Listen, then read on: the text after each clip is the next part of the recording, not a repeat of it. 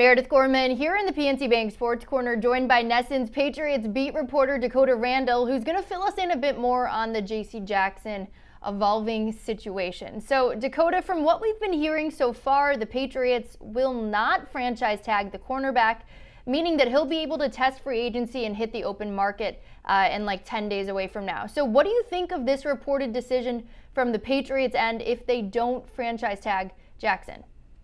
Yeah, it's interesting. It certainly seems to be trending in that direction and just generally trending in the direction that J.C. Jackson will be back in New England. Now, I'm on the record as saying that I don't think Jackson's worth the money. It would be around $17 million for the franchise tag. He says that he wants around $20 million.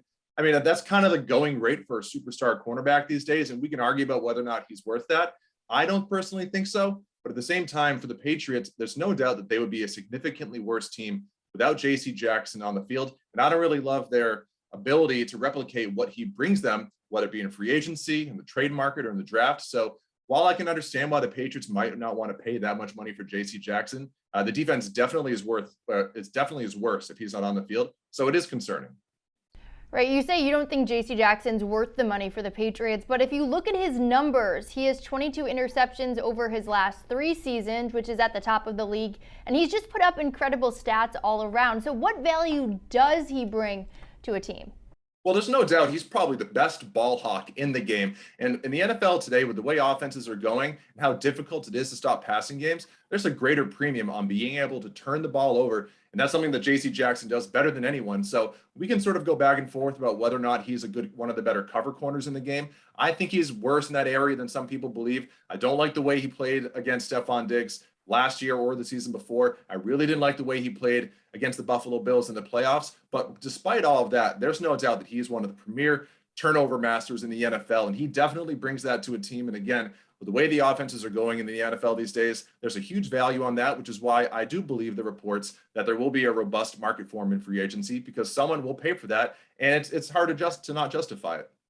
Right. I know there's been a lot of speculation about what the market could look like for Jackson. And I know a lot of teams can use that number one cornerback spot, especially a guy with J.C. Jackson's talent. But the Patriots would have had to pay him, what, $17 million a year to tag him? So what do you think the market looks like for him in terms of teams that could use somebody in that spot?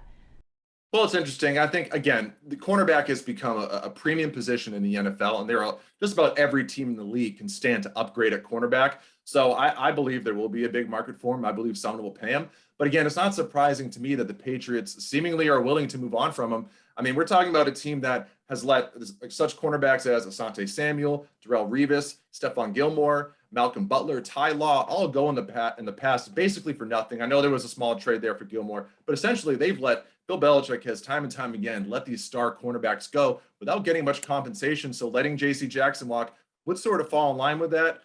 It's, to me, I look at it and say the Patriots a couple years ago were willing to pay Joe Thuney the franchise tag, which is around $15 million for a guard. Are they telling me that J.C. Jackson, one of the best cornerbacks in the game, is not worth at least $17 million for one season, just to bridge the gap to, let's say, they draft a cornerback in the first round? But again, it's keeping with what Bill Belichick has always done, so I would not be surprised if they let him go. But I also believe Jackson will have a big market because he's one of the game's best cornerbacks.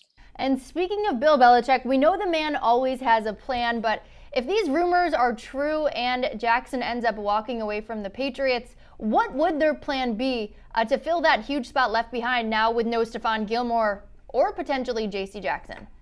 Well, we'll see what they do in free agency. Again, the Patriots don't have nearly as much salary cap space as they did last offseason.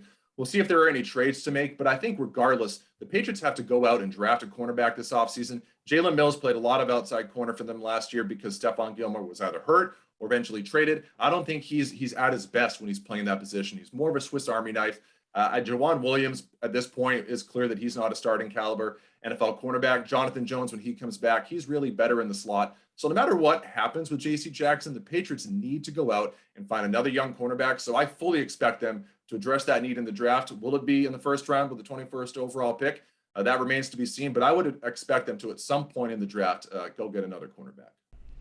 Thanks, Dakota. Well, of course, free agency starts on March 16th, so stay with NESN for all of your pre-NFL draft coverage and all of your NFL updates. Thanks so much for joining me, Dakota.